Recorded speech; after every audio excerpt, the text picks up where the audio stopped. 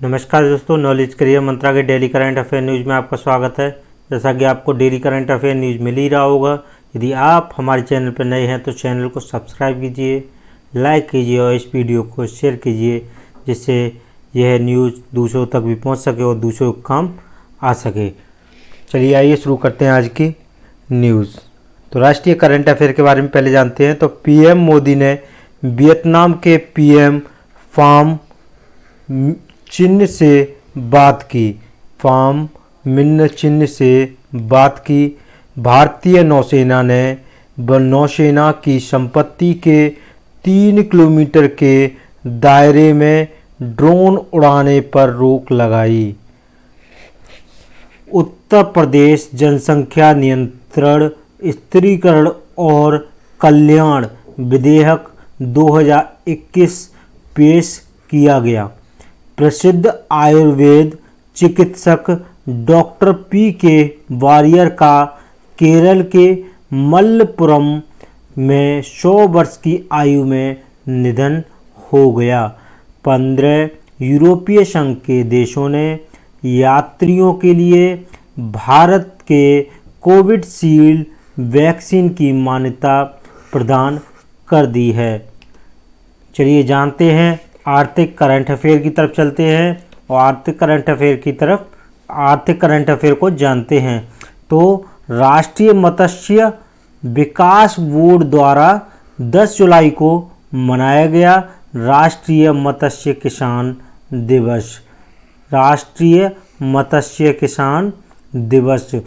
भौगोलिक पहचान प्रमाणित फाजिल आम किस्म पश्चिम बंगाल के मालदा जिले से पहली बार बहरीन को निर्यात की गई हैं। उद्योगपति एनएस श्रीनिवास मूर्ति को कर्नाटक के लिए वियतनाम का मानद महावाणिज्य दूत नियुक्त किया गया। चलिए नेक्स्ट चलते हैं अंतर्राष्ट्रीय करंट अफेयर की तरफ। तो अंतर्राष्ट्रीय करंट अफेयर हम जानेंगे G20 वित्त मंत्रियों के बारे में। तो G20 वित्त मंत्रियों और सेंट्रल बैंक गवर्नर्स की बैठक वेनिस में आयोजित की गई। लॉस एंजल्स के मेयर एरिक गॉर्सेटी को राष्ट्रपति जो बाइडेन द्वारा भारत में नए अमेरिकी राजदूत के रूप में नामित किया गया है। तो दोस्तों ये बात आप नोट कर लें कि जो बाइडेन के द्वारा जो राजदूत नियुक्त किया गया है एरिक गॉर्सेटी, ये कहीं ना कहीं यह प्रश्न अवश्य पूछा जाएगा। तो नेक्स्ट क्वेश्चन जो आपका है, विदेश मंत्री एस जयशंकर। विदेश मंत्री कौन है?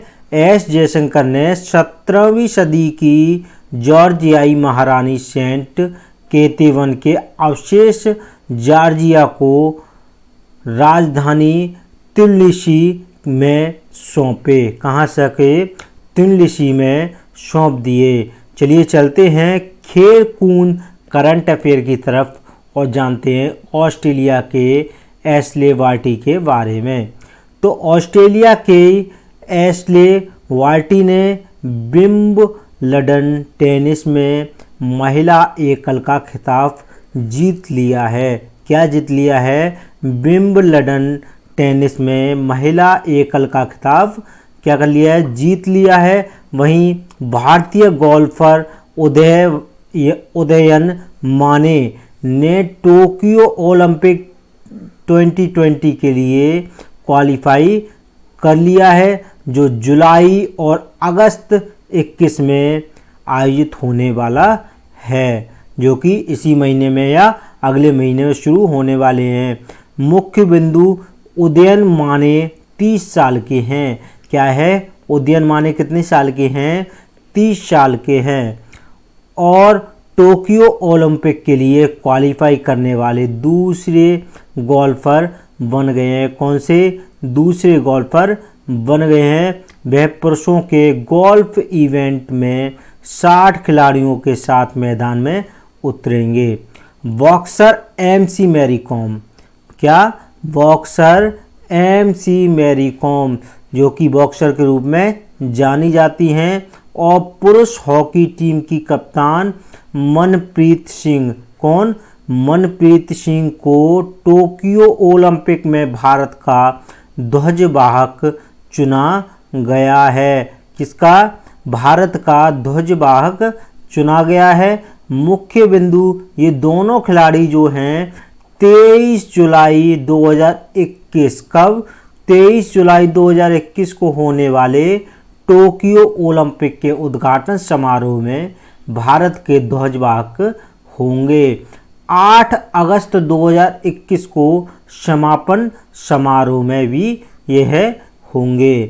खेल मंत्रालय ने भारत में खेल को बढ़ावा देने और विकसित करने के लिए वाको इंडिया, कौन सा?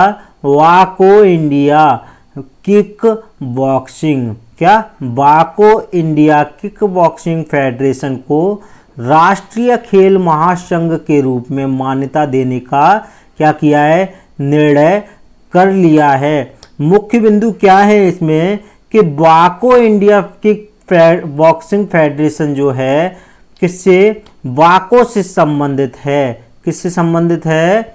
वाको से संबंध है, जो किक बॉक्सिंग के लिए एक विश्व निकाय है। क्या है? विश्व निकाय है।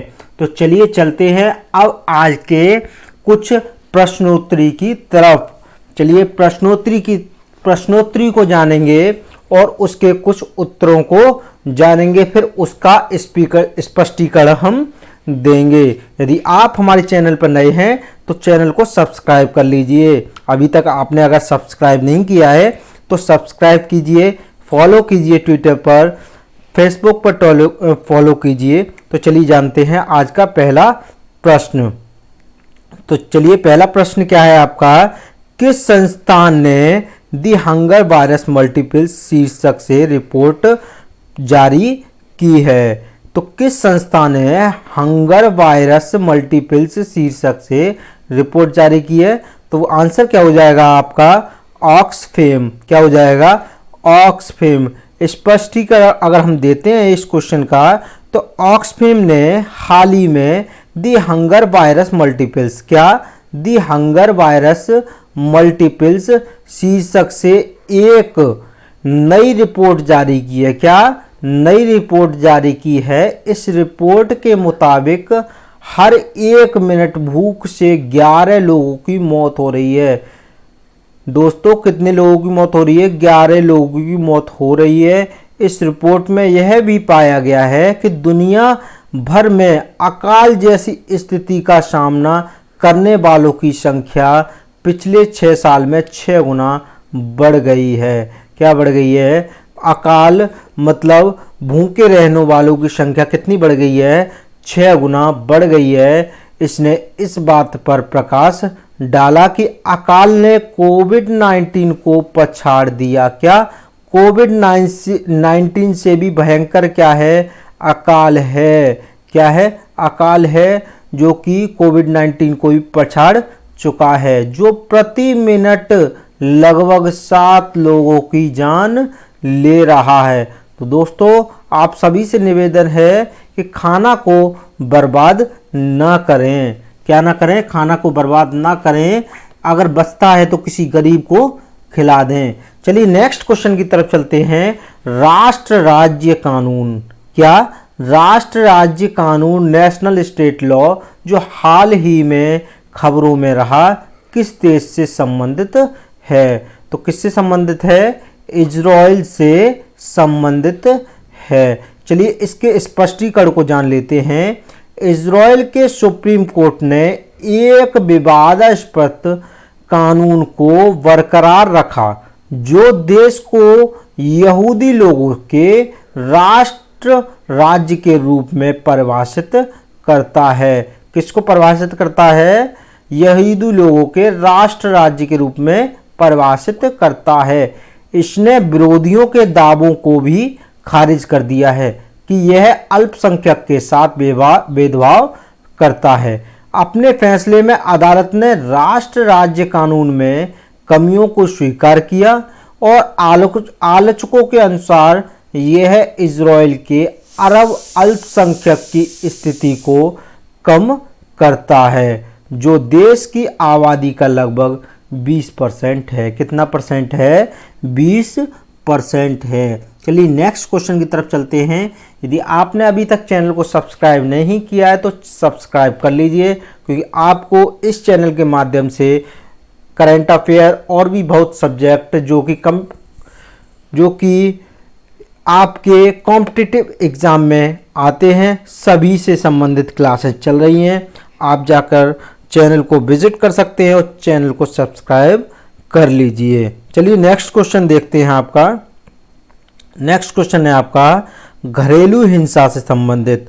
तो घरेलू हिंसा रोकथाम और संरक्षण विधेयक 2021 जो कि हाल ही में चर्चा में रहा है, किस देश से संबंधित है? तो पाकिस्तान से संबंधित है। किस देश से संबंधित है?